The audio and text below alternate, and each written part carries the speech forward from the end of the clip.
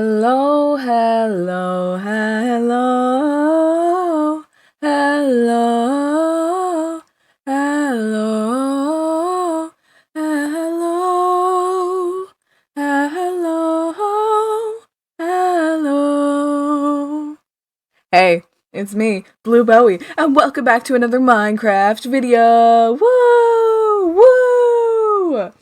Yeah, today is not going to be that interesting because instead of doing game commentary, which I really suck at, I'm doing a voiceover. So everything that's happening on screen, I pre-recorded. Because that was just easier than trying to tell this and then getting overly distracted by whatever the game was doing. So yeah, today it's going to be, I think you read the title, reading my school essays while there is Bedwars playing in the background. Woo! I don't know. It seemed like interesting and like minor editing. Like I wouldn't have to put an over amount of like 3 hours worth of editing into this video. So yeah, we're going to do this now. The first essay I'm going to be reading is titled "Why Antigone is the tragic hero of Antigone." This was written for my ELA class, and I still didn't turn in. I probably should get around to doing that. So, let's get into it. You are alive, but I belong to death. Antigone is the tragic hero of Antigone. A tragic hero is defined as a protagonist of a tragedy, more specifically a character that suffers a downfall in a tragedy. Antigone fits this description very well. First of all, Antigone is the protagonist or the main character of the play. She can also be fitted into all the categories of Aristotle's characteristics of a tragic hero chart. For example, the tragic hero should be someone highly renowned and prosperous. Antigone is a princess. Another example could be her tragic flaw. A tragic flaw is a characteristic that leads the character's downfall. Antigone's tragic flaw is her stubbornness.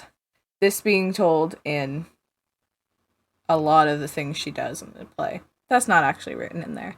I just wanted to throw that in. Antigone provokes pathos, which is another characteristic from the tragic hero checklist. The author does this by making us, the reader, feel bad or sad for the character. All my life, the blasphemy of my birth has followed me. Another way she is the tragic hero is the knowledge she gains by the end. She realizes what she did wrong and why it was wrong. Lastly, she suffers defeat or death. She gets locked in the vault and hangs herself, which also provokes pathos. Hopefully now, this video is not going to get demonetized. Shoot.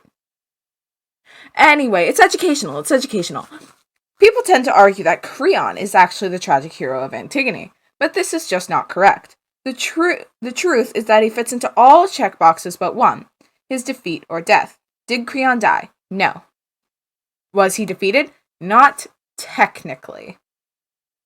Creon lost his son, his wife, and his niece, but that is not being defeated. He is still king. Creon has suffered a lot of trauma, but he is still at a high point, just, alone. I look for my comfort. My comfort lies here dead. In conclusion, Antigone is the tragic hero of Antigone. Antigone marks almost every checkbox on Aristotle's characteristics of a tragic hero, while Creon does not. Nor again should the downfall of the other villain be exhibited. Creon hits all the points except where he was not defeated. He lost all his family, but his kingly position was still there, therefore not defeated. And that was about Antigone being the tragic hero of Antigone. If you disagree, leave your arguments in the comments below, because I will not read them. Or maybe I will. Who knows? The next one I have is also about Antigone. And if you have not read Antigone, I should have put this at the beginning, but if you have not read Antigone, I highly suggest it. It is a very good play. But this one is about patriotism and who you think is the most patriotic character in the show Antigone. I chose the Century, the minorest character in the show, period. The Century is the most patriotic character in episode 2 of Antigone. Although he had the least amount of lines, he still portrayed more patriotism than the other characters. First of all, he was performing his government-sanctioned job of capturing Antigone, of course. One could argue that performing your job is not patriotic, but if your job is a major part of the country, in the Century's case, he is upholding law and defending the country. Second, he was falsely accused of treason, yet continued his job, even resolving the mystery. That seems very patriotic to me, at least. That shows his true dedication. Lastly, he did not hold a grudge against Creon after falsely accusing him of being the leader of the country. A leader of the country, the Century had to remain loyal to whom is in charge. This is why the Century is the most patriotic character.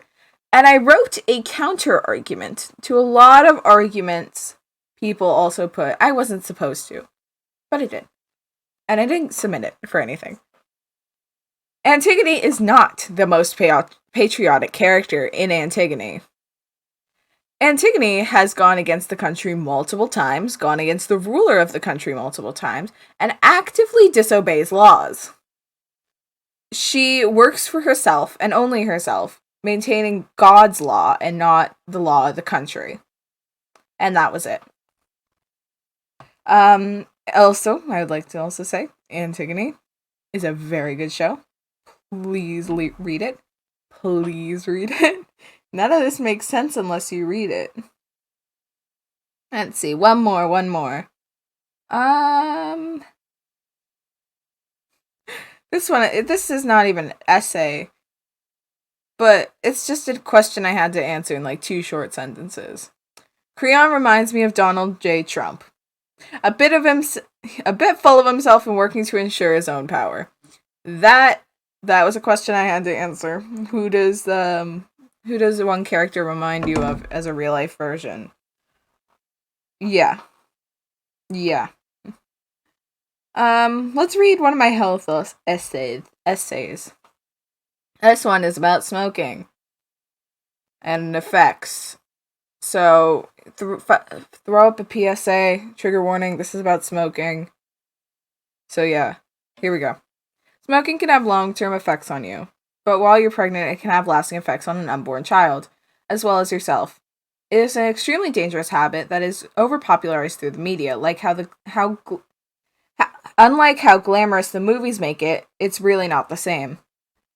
Some of the long-term effects of smoking include increased risk of stroke, loss of sense of taste and smell, cancer of the nose, lip, mouth, and tongue, yellowing of the teeth. There are also a few long-term effects it can have on infants and unborn babies. These include the risk of miscarriage, asthma, bronchitis, ear infections, lower IQ, slower language development, etc. There are a plethora of ways to quit smoking. You can seek professional help, use special types of nicotine gum, nicotine patches, etc.